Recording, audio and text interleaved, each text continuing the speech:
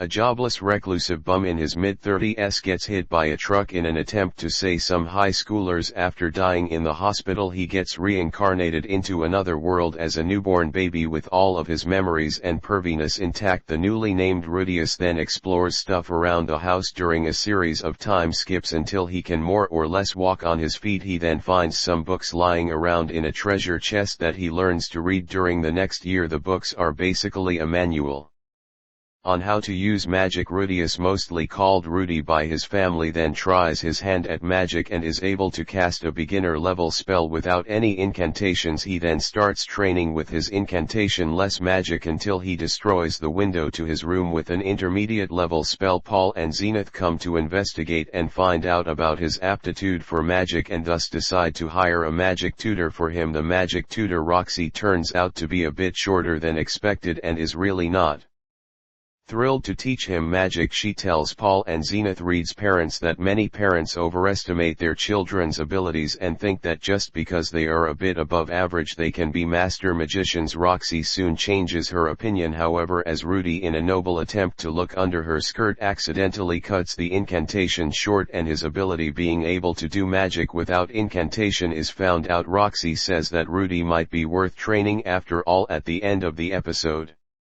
Zenith calls Roxy and Rudy home for some lunch. Rudy begins his magic training under Roxy and is making some really steady progress, as he already had the talent and now he has a great teacher to help him apply all his talent. A year passes and Rudy learns some really advanced magic. On the other hand, Rudy's training with a sword isn't really going quite so well since he's getting thrashed over and over again by Paul. Paul is ranked advanced in all three of the swordsmanship styles. Reese family holds a small party for Rudy on his 5th birthday. Paul gives him a sword, Zenith gives him a book, and Roxy gives him a wand and tells him that it is gonna be his final lesson. The next day, Roxy tells Rudy that they need to go outside for the final demonstration, but Rudy doesn't want to go outside the house thanks to this trauma from his previous life. Later, Roxy mocks Rudy for not wanting to go outside and motivates him that it is not as scary as he thinks he is. Rudy finally musters up some courage and with the help of Roxy he's finally able to go outside at field. Roxy causes a sacred class spell which causes a big thunderstorm. Rudy then uses his new wand and uses the same spell, even surpassing Roxy's original demonstration. Then Roxy tells him that he has officially graduated since she has nothing to teach him anymore. Roxy leaves the Gray household in an emotional farewell with Rudy. Later on, Rudy finds out that Roxy has left a box that contains her panties. Rudy says that he will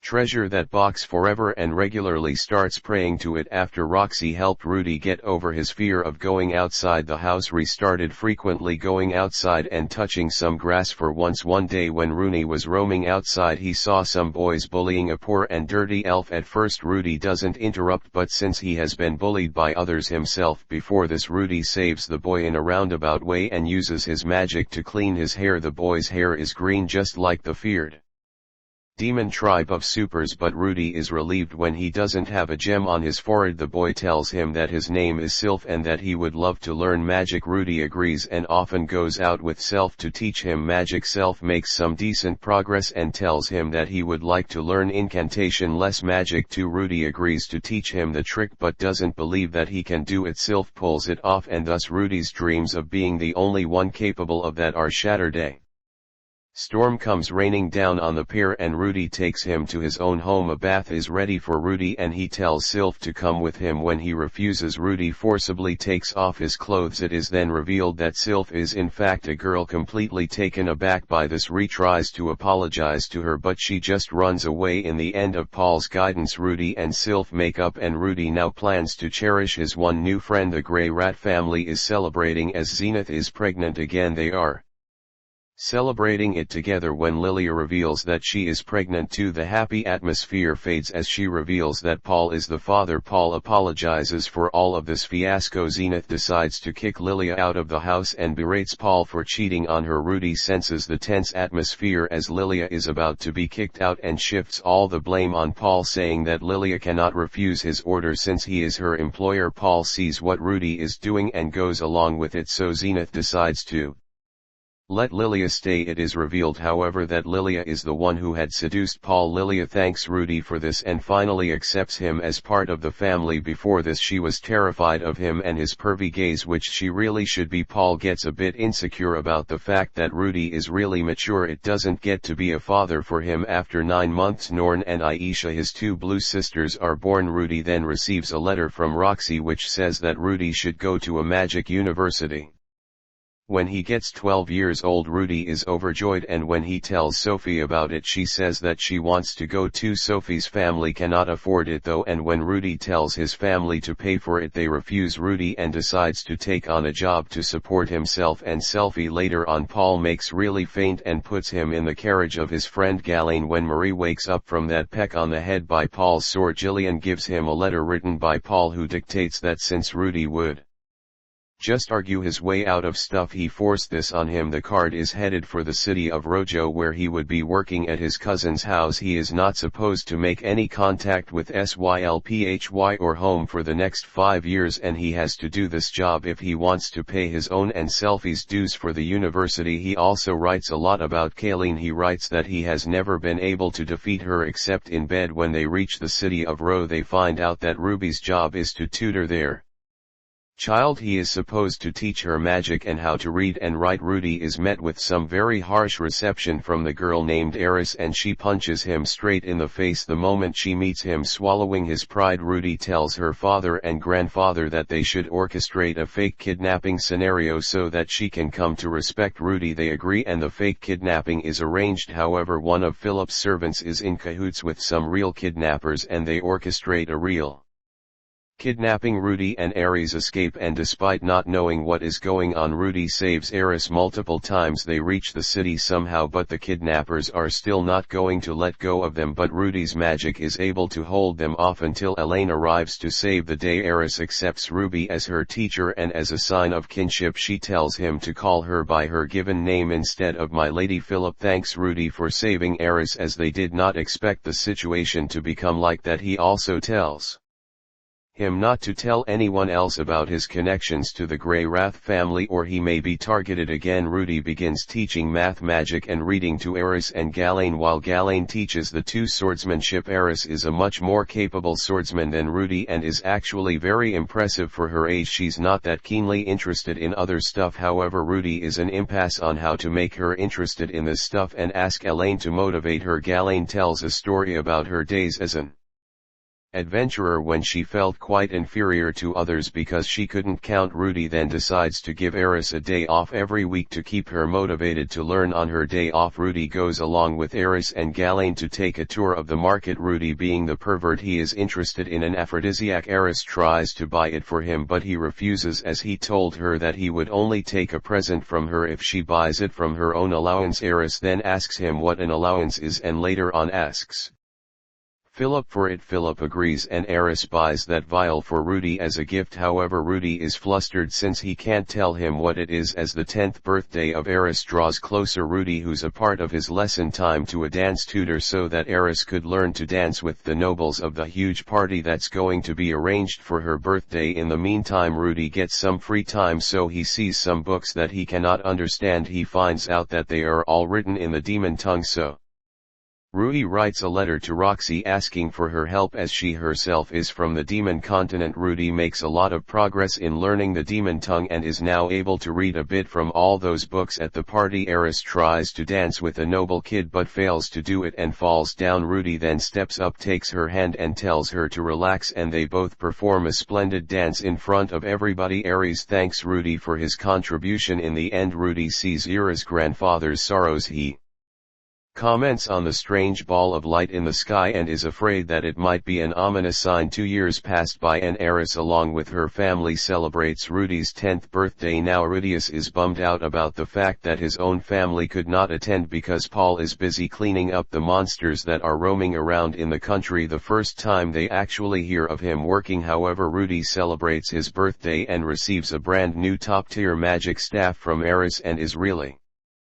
Thankful to her for it, Philip wants Ruby to marry Ares and succeed him in his family line, but Rudy rejects the offer. We all know he really wanted to accept that. The next day a huge dark cloud appears across the continent. Rudy, Ghislaine and Ares go out in the wild for Rudy to test out his new staff. However, a man named Erumanfi attacks Rudy since he has a misunderstanding that Rudy is the reason these dark clouds have appeared. Gillian clears up the misunderstanding and error man if he goes back. So Rudy continues his demonstration, but a massive burst of light engulfs them all as Rudy shields Eris from the impact. Rudy is back to his old self in a place that's filled with white mist. Rudy thinks that he must have dreamed all his 10 years of life up till now. They'll get me to a very weird looking person who calls himself Man God. He tells him that he has been observing him for a very long time and that he only wants to help him. He tells him to help the man he sees right after he wakes up. If he wants to survive, Rudy then wakes up and meets a man named Richard Superdia from the scary and bloodthirsty demon race of Supers. Ruder tells them that he's not hostile and that he will escort them through the demon continent. Later Ares wakes up and gets extremely scared after she sees Rudyard. The man must be really used to this reaction by now. After some convincing, Ruder takes the dude to the nearby Gridea village. The village happens to be Roxy's birthplace. During their stay, Ruder tells them that it was demon god Laugh Place who gave the super its their cursed spears, turning them all into mindless murderers. He further tells them that the spear he is holding now belonged to his son, whose death brought Ruder to his senses. Rudyard wants to help these two children because he thinks that's his way to atone for his sins. The trio departs from their village and begins its journey through the demon continent. As they are about to leave, Rudy tells Roxy's parents that he would one day come there as the husband of their daughter. Rudy, Rudyard and Ares arrive at the village of Rikorisu. However, they would need to do something about Rudyard first, so Ruby dyes his hair blue to disguise him as one of the Gridea tribe. They entered the city and then enroll in a guild to gather money for their journey. Rudy names his team Dead End, aims to get out of the city as soon as possible. However, he cannot do it since the ranking is too low to fetch them some actual good money. A man god tells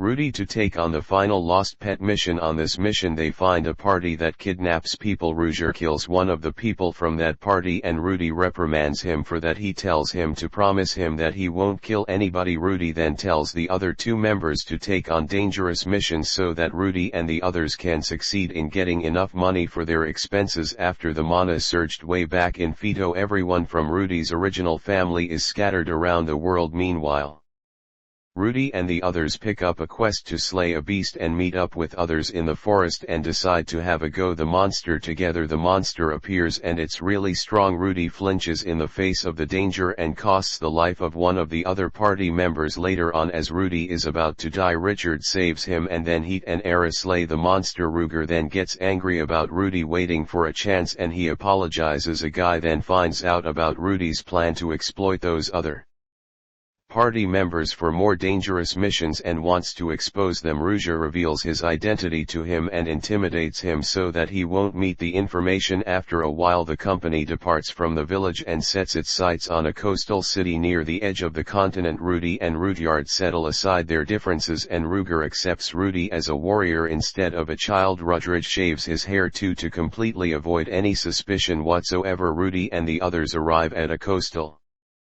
city that has a port. Roxy and some others also arrive in the same city on a boat. Roxy is also looking for Paul's missing family. She sees the posters of the popularity of Dead End, but Rudy is written as kennel master there, so Roxy doesn't recognize him. Later on, Rudy is guided by the man god to buy food and pass through a specific street. Reddy passes through that street and gives food to a bit too lightly dressed. Slowly she tells him that she is the renowned demon empress Kashirika. She fakes Rudy by giving him a demon eye that can see a bit into the future, leading Rudy to save a guy who almost had an accident. Later that day, Rudy tells the others about these events and he takes a few days alone to get used to his new vision. When he is used to it, he spars with Eris and completely destroys her in hand-to-hand combat, something that seemed too far-fetched to be true. Rudy tries to book the tickets to the central continent, but since Ruger is a super, the fee to transport him is very high. Rudy Wonders if he should sell his staff, but Reuter tells him not to do it since it would hurt Eris' feelings. In the end, a man named Gallus appears with an offer. Roxy looks everywhere for Paul's family and finds nothing, while one of his partners seems to have other plans. Roxy looks all around and finds nothing. She comes across Ares and Rudrud sparring but thinks that they are both stupids and runs away. Meanwhile, Gallus offers to smuggle Rugard alongside him if Rudy liberates some goods for him on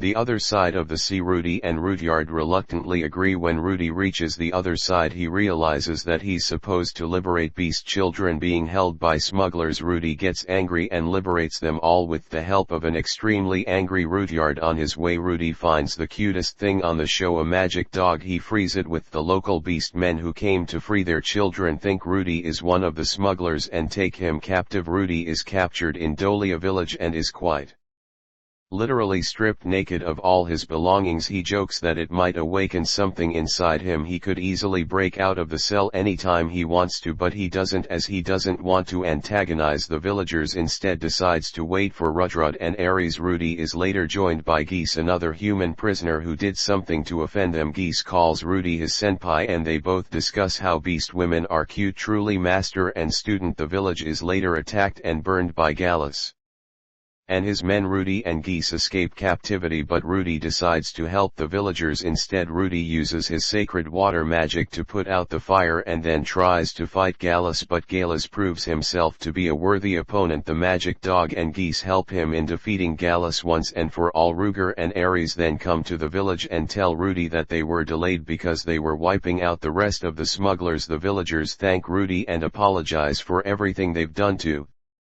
him. Back at Fito, Ura's grandfather is blamed for everything that happened in the Mana Surge and is executed before the king. As the rainy season starts, Rudy and others have no choice but to stay in Dolia village and pass their time idly, but Ares befriends a girl named Tana who is the daughter of Guys, the village's best warrior. Seeing as they all are beast warriors, Ares mentions Galen and everyone is shocked. They all have a very negative view of Galen and say that she abandoned her home for an adventure. Ares tries to defend her but she soon stops as she thinks it's useless. Tana, who was never interested in sword fighting, asks Ares to teach her. Ares happily agrees and the two become the best of friends. Geese tells everyone that he feels responsible as Glame was very rebellious in her childhood years and that's why the villagers decided it was best if she left with some adventurers, and that's exactly what happened. Gita ride with our trio and they all depart. The gang reaches the capital city of Milis and splits up with Geese as he tells them that he has some business to attend to. Rudy tells everyone to take a day off and do their own thing. As Rudy is out alone, he follows some people who appear to be kidnappers and tries to save a cat girl and some others. He wouldn't have done it for catboys though. Rudy tries to save them but is intercepted by a really skilled swordsman. A swordsman is revealed to be Paul as he recognizes Rudy. Paul, now a drunkard, completely devastated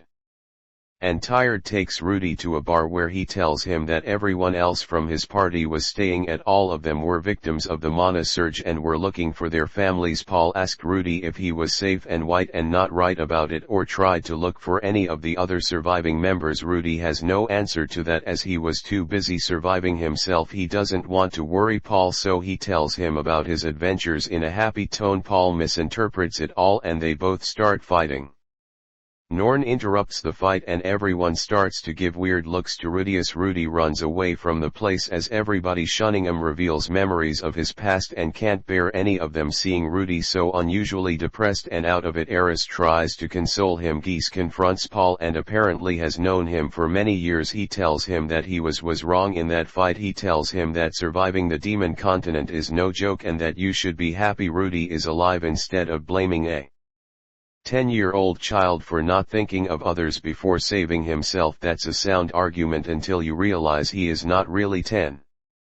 Paul says that it's exactly because Rudy is so talented that he expected a lot from him. He tells him that if he didn't want to be reunited with his son in this way, if you want to see a limbless, lifeless husk of a human being who he was sure wouldn't live much longer. Paul has nightmares imagining that scenario and decides to go apologize to Rudy. Paul and Rudy sit in a bar and Rudy realizes that Paul is trying to apologize but he doesn't know how to handle that situation either, so the Atmosphere is really awkward, but in the end they both have some heart-to-heart and are finally able to reconcile. Rudy tells him that he would look for his family once he drops Eris home. Paul then visits Ruiz in and Eris is ready to have a go at Paul for hurting Rudy. Rudy tells her that they have made up. He also tells them that they don't need to stay in any town anymore as they have a permit for the night and a lot of travel money for the remainder of their adventure. Paul also thanks Ruger for protecting his child and they all have an emotional farewell. India and Geese is revealed to have been searching for Paul's family already and is still planning to do so in the part of the continent that nobody has done yet. On the other side of the continent, Roxy visits her home village Mkersha. It's revealed that her tribe talks with telepathy and that she is one of the very few odd ones who cannot use it. Roxy hasn't come home in many years and her parents really missed her. She tries to